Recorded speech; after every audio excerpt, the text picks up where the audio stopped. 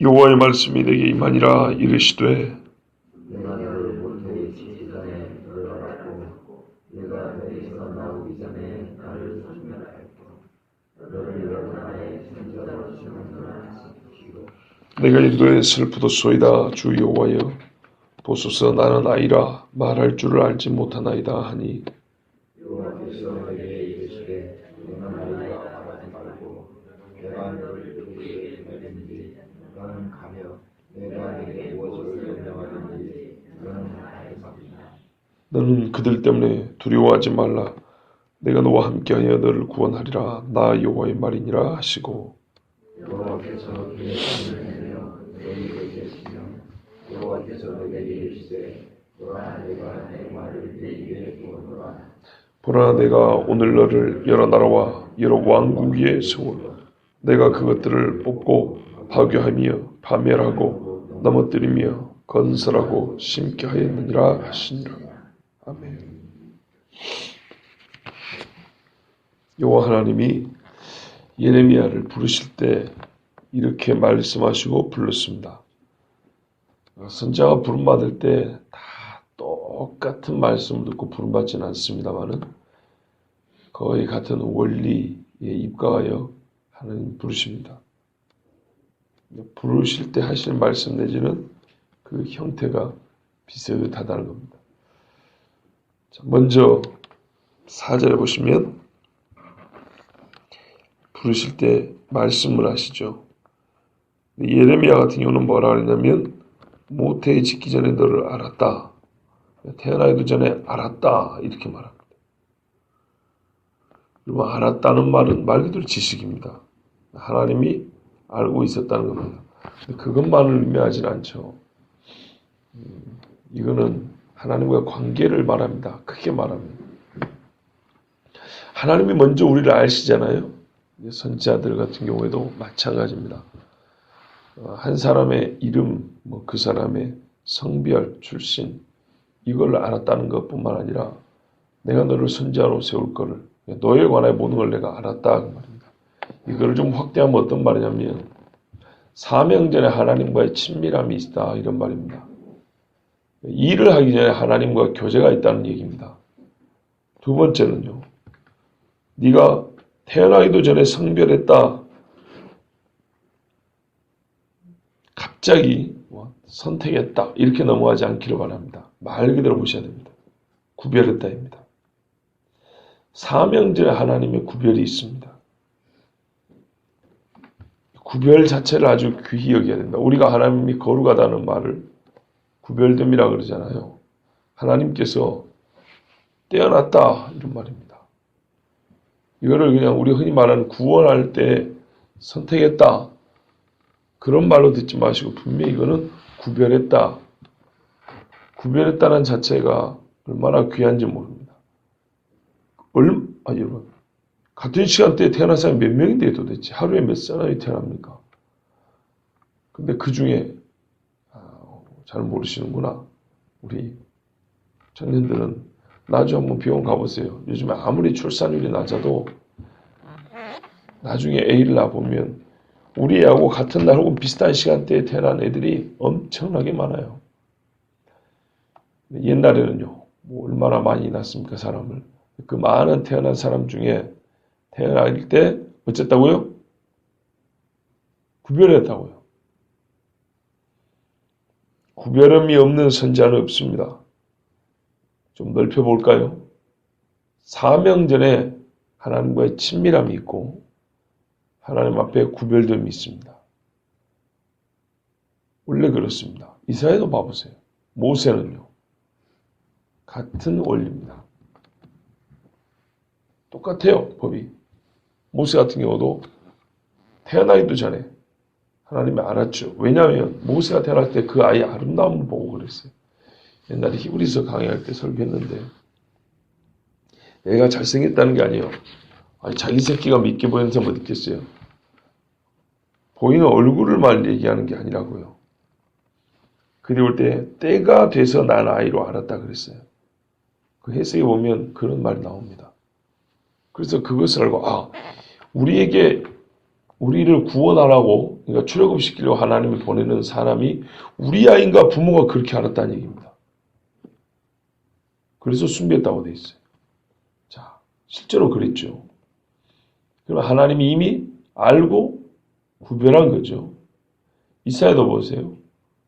하나님이 꼭 하필 이사야 혼자 있을 때 그렇게 말씀하시죠.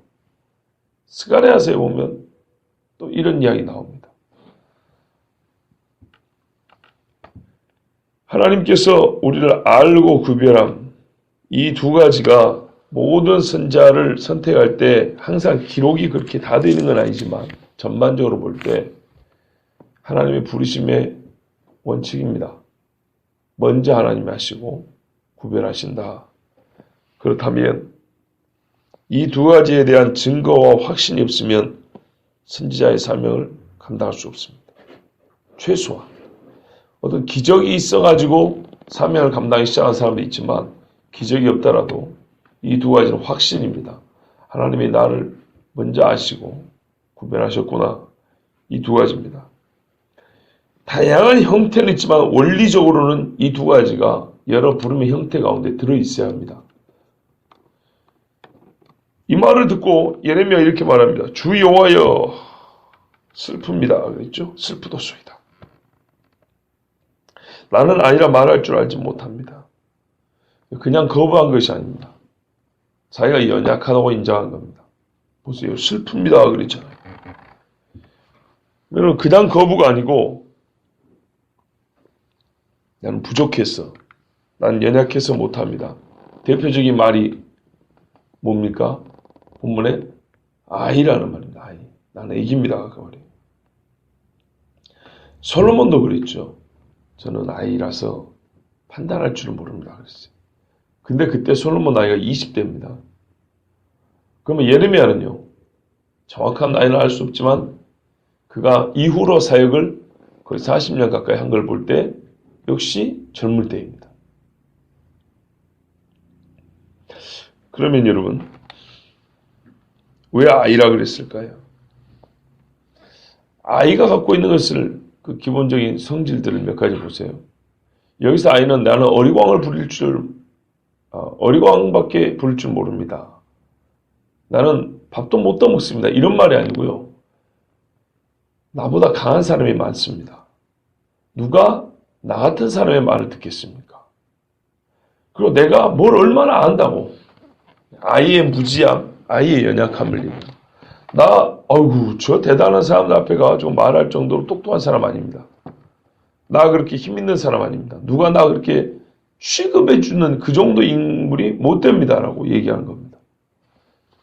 특히 이 시대에 누가 이 악한 시대에 나 같은 제사장 아나도 지방에 이 제사장 중에 어린 대제사장도 아니고 어린 제사장이 이제 내가 선지자인데 하면서 가면 누가 듣겠습니까? 내가 도대체 그 사람들 앞에서 무슨 뭐 할 말이 있겠습니까? 나는 아는 것이 없고 말 재주도 없고 아는 것도 없고 말재도 없고 말할 능력적 힘도 없어서 누가 듣지도 않을 겁니다. 선지자는 말하는 사람인데 적합하지 않습니다. 내가 보기에 진짜로 적합하지 않습니다라고 겸손하게 얘기한 겁니다. 그리고 슬프게 진짜로 하나님이 택하셨는데도 불구하고 딱하게도 하나님 잘못 택했습니다. 이런 말입니다. 그러니까 하나님이 뭐라 그럽니까? 너는 아이라 말하지 말고 모세한테 한 거하고 좀 어감이 다릅니다. 모세는 하나님이 화를 내서 말한 거예요. 네 형 레위 사람 아론이 말을 잘하는 줄은 내가 안다. 그리고 누가 입을 지었느냐 누가 귀를 지었냐 이렇게 화를 내는데 예레미야는 그런 게 아니고요. 예레미야는 진짜 슬퍼했기 때문에 그 인식을 바꿔줍니다. 너는 아이라 말하지 말라. 내가 너를 누구에게 보내든지 너는 가며 내가 너에게 무엇을 명하든지 말할지니라. 네가 아이라고 말했는데 보세요. 인식만 잘못됐으면 그 잘못 생각으로 말하겠지만 뒤에 보면 하나님 뭘 해준다 그러죠. 맞다. 작다 니는. 그리고 말 잘 못한다. 그런데 내가 그거 채워줄 테니까 가라. 더 이상 아이를 하지 말라. 이렇게 말했어요. 참 중요한 거죠. 결혼도요, 다 채워지면 하는 게 아니죠. 채워가지고 하면은 나이만 차지 다른 거는 절대 못 채웁니다. 다른 때는 안 웃다가 좀 겸손해지세요. 좀 자주 웃으세요. 채워가지고 다 충족해 하고 가는 거 아닙니다. 원래 그런 거예요. 원래 이 세상에 만들어 놓은 법에 그냥 무턱대고 따라가지 마세요. 세상에서 뭐 하려면 이 정도는 돼야지. 그 이 정도가 본래 꼭 그런 건 아니에요. 난 아직 부모 준비가 못 돼가지고요. 언제까지 하시려고? 그거 죽을 때까지 해도 안 돼요. 그래서 되는 게 아니에요. 그냥 나 기르는 거지. 기르면서 어른 되는 거지. 다 준비해가지고요. 절대 불가능한 얘기입니다. 성경 어디에도 그런 말은 없어요. 하나님이 채워주시는데, 그러니까 보세요. 준비되었고 선지한다? 웃기는 이야기죠. 제 자신을 돌아봐도 그래요. 내가 준비해가지고 목회를 시작하고 준비해가지고 설교하기 시작했다. 천만의 말씀이요. 양심적으로 말할까요? 예수 믿고요. 하나님 말씀을 양심적으로 읽고 외치하겠다는 그 정도 사명이면 돼요. 그것이 다 됐다는 얘기가 아니고 설 수는 있다는 말입니다. 근데 서가지고 해야 될 이야기, 선포해야 될 말씀, 그죠? 이거는 일단 시작을 해야 가능한 겁니다. 여러분, 주방장이 일단 부엌에 들어와서 일을 해야 배워가면서 음식도 잘 만들게 되는 것이지, 다 갖춘다면 이거는 나중에 스카우트 받을 때 이야기고, 호텔 들어갈 때 얘기고, 처음으로 주방에 들어갈 때는 갖춰서 가는 게 아니고 모르니까 가르쳐 주십시오 하고 그냥 들어간다고요. 그래서 이 목회자들도 그랬잖아요. 갖춰서 시작해야 될 게 있고 시작해서 갖춰 나가는 게 있고, 근데 어떤 경우는 이게 이제 혼동되면 복잡해지는 겁니다. 갖춰야 될 것을 난 아직도 연마 중입니다. 이러면 곤란하고, 훈련하면 될 것을 이제 사역을 하면서 훈련될 것을 처음부터 갖춰와라 이렇게 되면 또 곤란한 겁니다. 물론 이제 갖춰서 시작을 해서 훈련이 돼서 시간이 지나면 그 갖추는 것이 더 많아져야겠죠. 근데 여전히 어린아이처럼 나는 아직도 아주 매우 기본적인 것도 난 아직도 배움 중이다. 이거는 진짜 핑계에 불과하고요.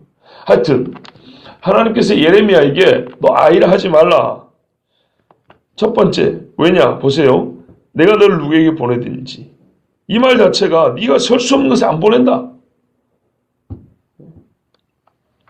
아이가 설 곳에는 안 보낸다. 아이로서 설 수 없는 그곳에는 안 보낸다. 내 힘으로 내가 보내고 내 권세로 싸울 거니까 네 힘으로, 아이 같은 네 힘으로 싸우러 하지 않을 테니까 이제 그런 소리 하지 마라. 두 번째, 말도 그렇다. 네 말 보고 네 말 하라 소리 안 할게. 네 지식 갖고 하라 소리 안 할게.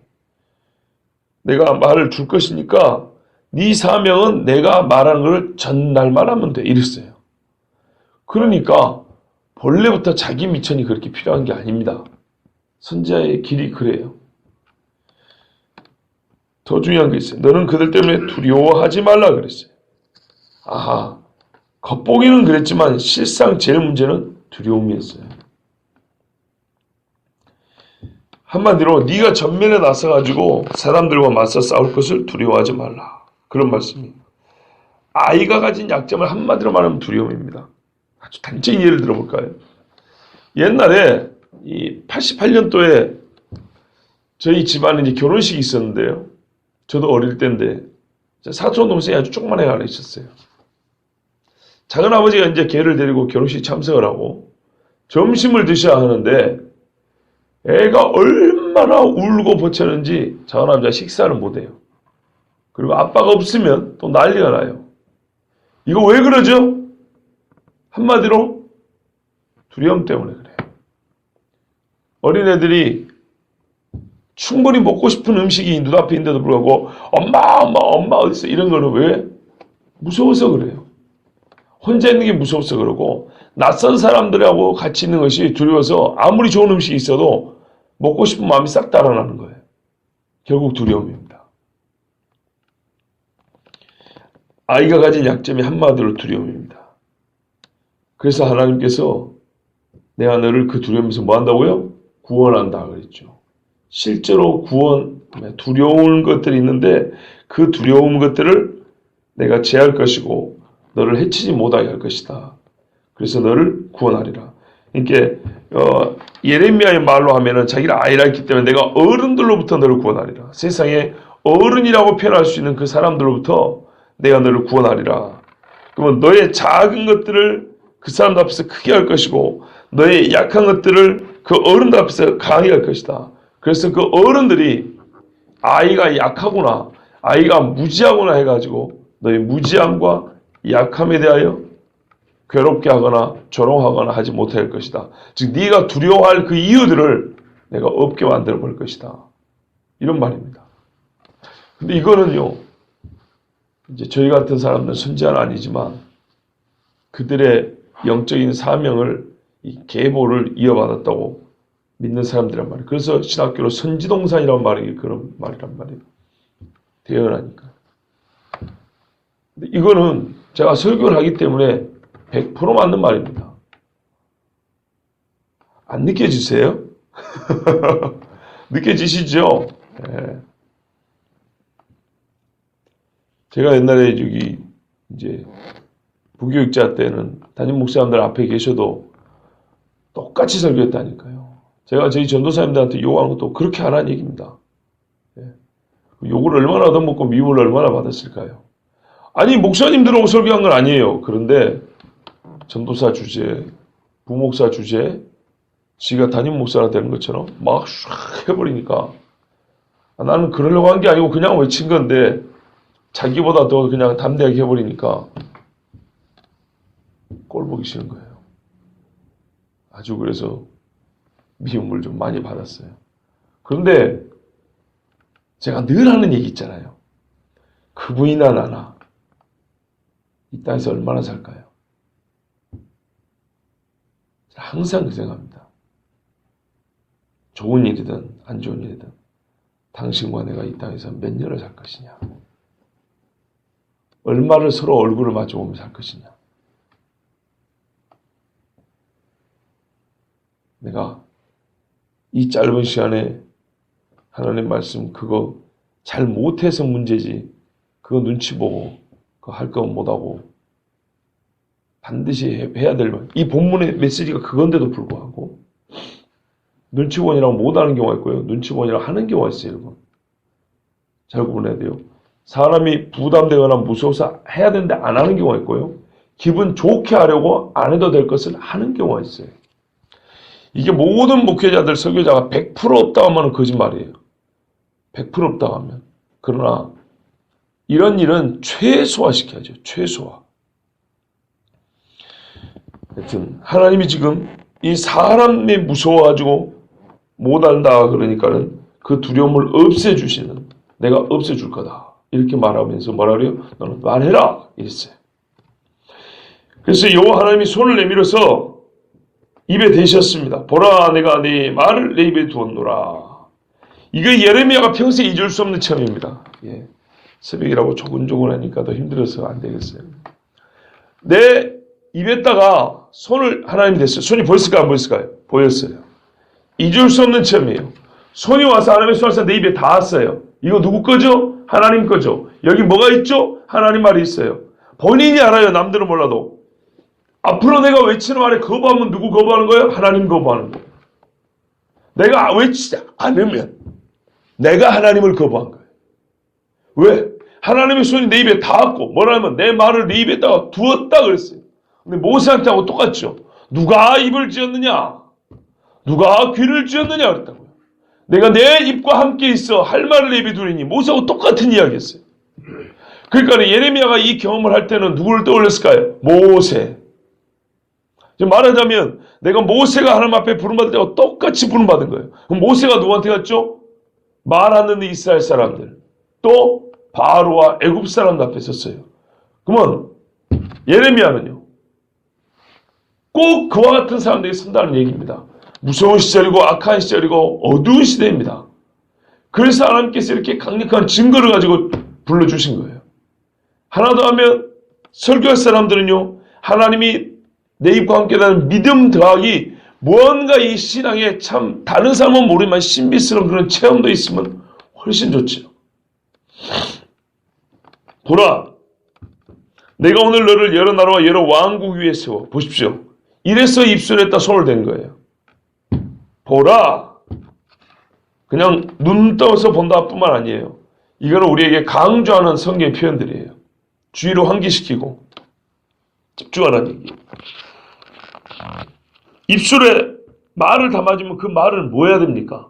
전달해야 되죠. 이걸 대언이라고 합니다. 대언. 우리가 예언으로 번역했지만 대언이라고 합니다. 뭐 어디서 하라는 얘기죠? 여러 왕국 위에. 와, 이게 바로 모세가 왔다는 얘기입니다.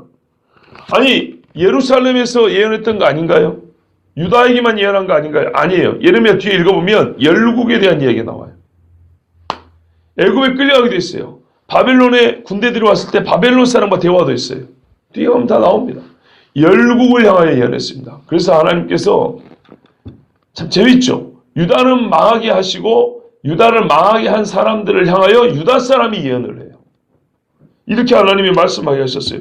그러니까 유다 사람만 해도 무서운데 이 느부갓네살과 또 애굽 사람들에게 바벨론과 애굽에게 예언하려면 이게 보통 용기를 가져도 되겠습니까? 그것도 보면 되게 망한다는 얘기거든요. 보세요. 뭘 대언하냐? 뽑고 파괴하며 뽑아버린다. 완전히 죽여버린다. 그죠? 뽑는 되게 나무를 표현하는데 식물들을 땅에서 뽑아버리면 말라 죽죠. 너희 나라는 끝 이런 말이에요. 뽑고 파괴한다. 다 무너뜨려버린다. 파멸, 없애버린다. 뭐 다 넘어뜨린다. 거의 같은 뜻입니다. 그러니까 왕국 위에 세워 파멸한다, 뽑아버린다 이런 말은 어떻게 해요? 네 나라가 망한다 이런 말이죠. 나라의 망함에 관하여 대언한다는 얘기입니다. 뭐 좋을 게 있다고 나라 망한다는 얘기를 해야 되죠? 하나님의 세상 주관을 말씀하는 겁니다. 아니 예레미야 아나돗 지역에 이 조그만 제사장 젊은 놈 하나 불러가지고 하나님이 뭘 말씀해요? 세계 최 강대국의 파멸에 대하여 대언하게 한다는 겁니다.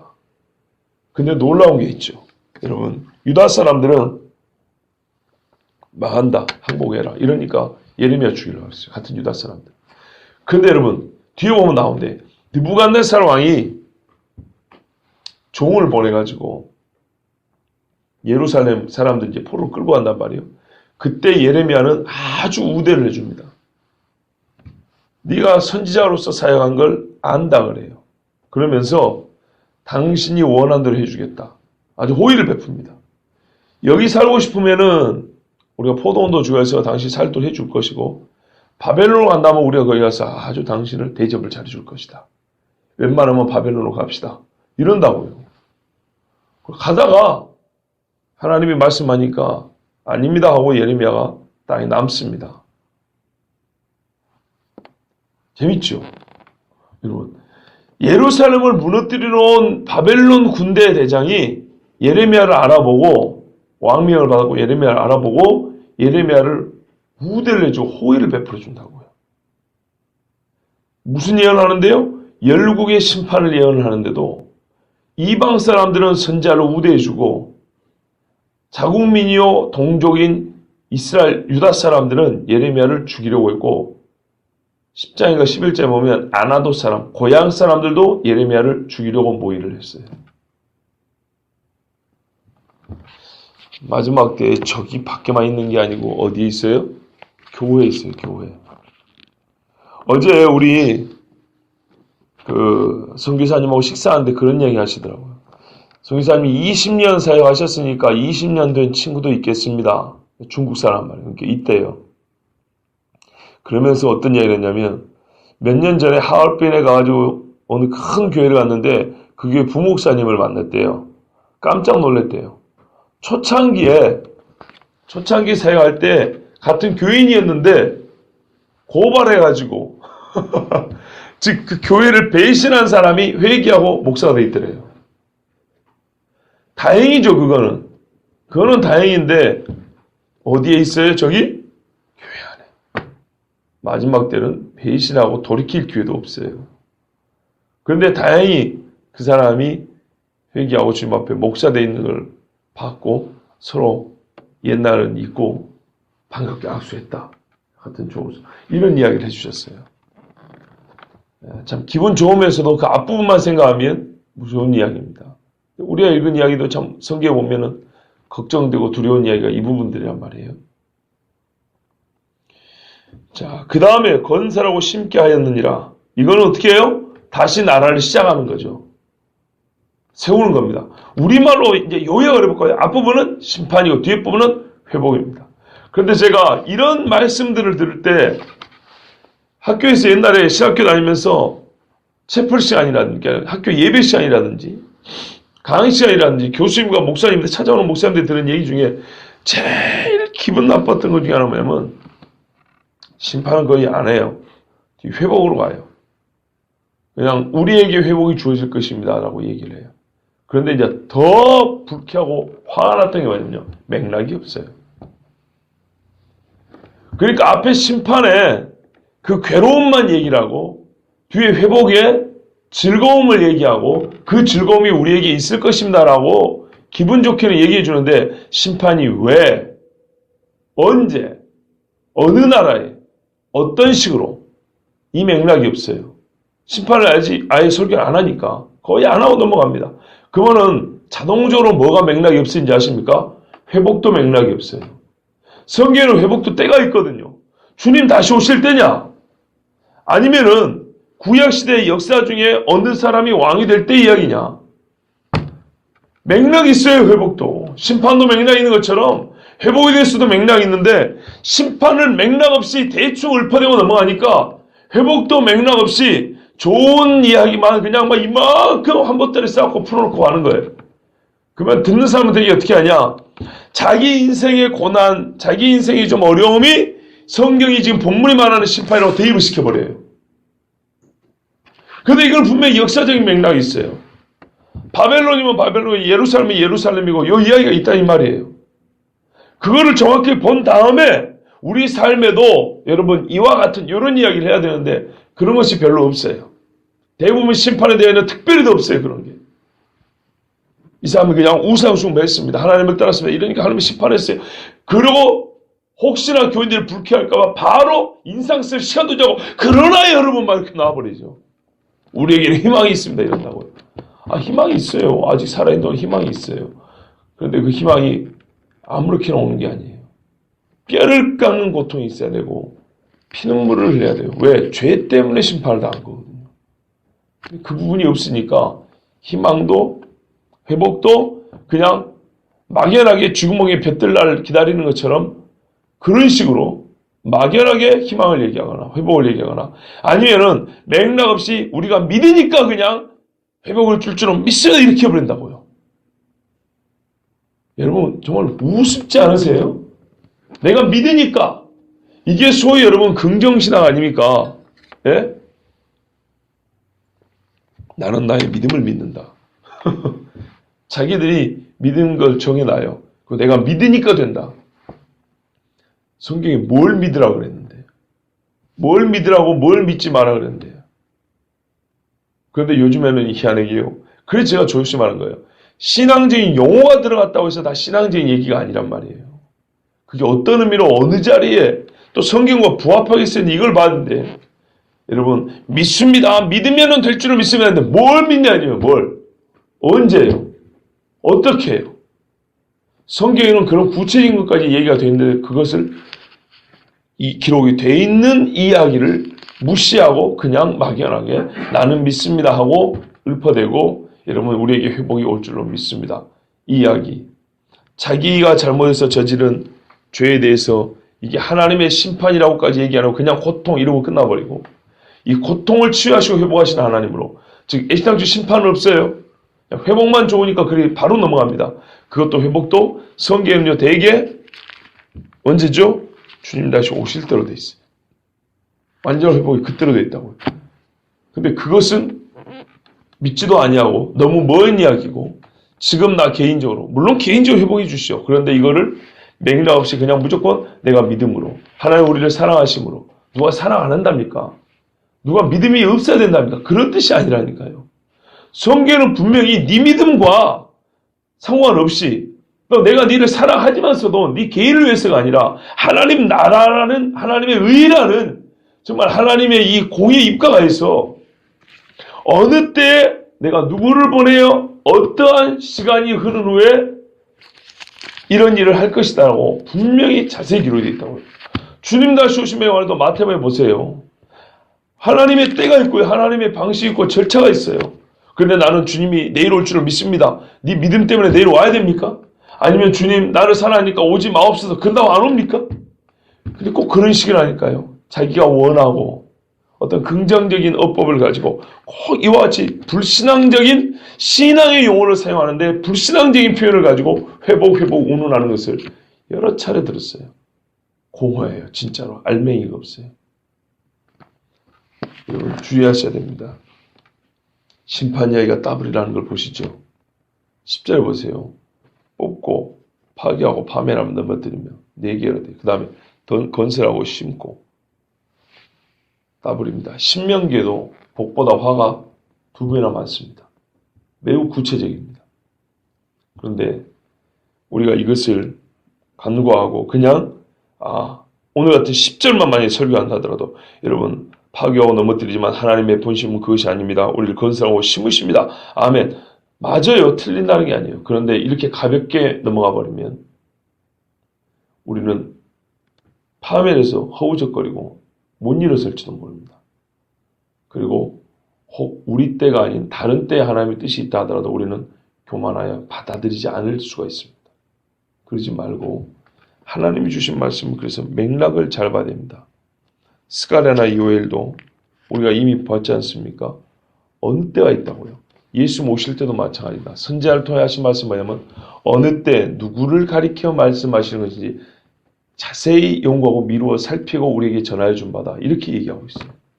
그런데 어느 때 누구에 관하여 성경의 전 역사는 예수님과 무관한 게 없다고 그랬지 않습니까? 예수님에 관하여 때와 시기가 정해져 있다면 모든 역사는 하나님의 때와 시기가 있는 겁니다.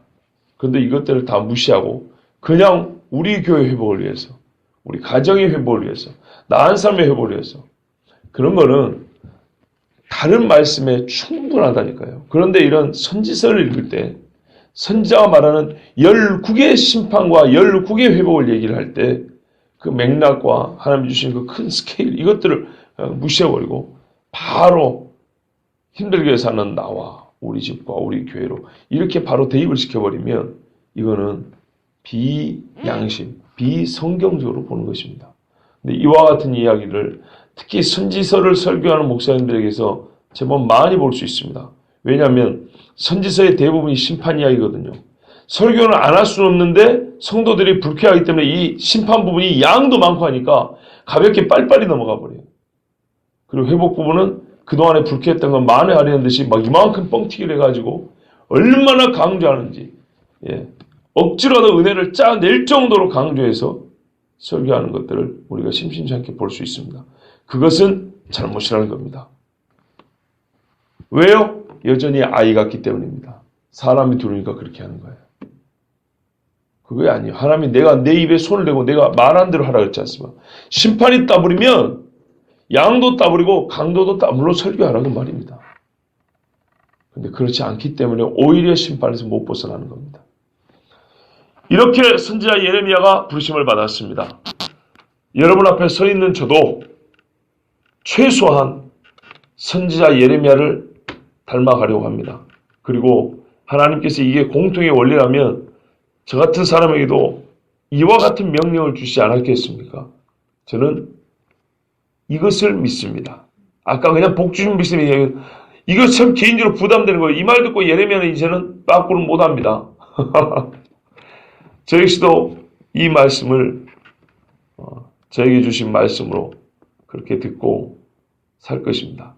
어제 이 말씀을 전하려고 어떤 목사님이 쓴 예레미야에 관한 책을 한번 살짝 봤어요. 몇 페이지 봤는데 그 보기 전에 저는 새 책을 펴면 맨 앞에다가 뭐라고 한마디를 적거든요. 근데 이번에는 이렇게 적었어요. 나도 이 시대 사람에게 예레미야가 되련다. 이렇게 했어요. 예레미야가 받은 영광 때문에 그런 게 아닙니다. 성경에 예레미야가 받은 영광은 하나도 없습니다. 아주 무서운 말이지만 그래야 되겠구나. 또한 그게 필요한 시대다. 그렇게 생각하고 쓸까 말까 했어요. 왜냐하면 말 잘해야죠. 그죠? 하나님 다 보고 계신데 이게 보통 부담된 얘기가 아니거든요. 나는 뭐 하나님이 뭐 손이 와가지고 있다 대준 것도 아니고 뭐 직접 귀에다 대고 말해준 것도 아니고 그런데 뭐 내가 뭐하러 예레미야가 될 필요가 있어요? 그런데 우리가 읽고 설교할 수 있다는 자체만으로도 예레미야 돼야 되는 거예요. 여러분 같이 기도해 주시고요. 저는 예레미야처럼 여러분 외치고 여러분은 옛날에 유대인들이 듣지 아니고 그를 죽이려 했던 것처럼 그리 듣지 마시고 차라리 이방 느부갓네살의 군대 대장처럼 들으시는 것이 오히려 복이 있습니다. 더 복이 있는 것은 이것도 저것도 다 부족하고 진짜로 예수님 당시에 또 사도들이 오순절에 설교했을 때 회개하고 돌아온 사람들 있죠. 그게 가장 아름다운 듣는 자의 모습입니다. 또는 나단 선지자 갔을 때 다윗이 회개한 거 있죠. 맨날 회개만 하라는 게 아니고 그런 마음을 얘기하는 것입니다. 기도하겠습니다.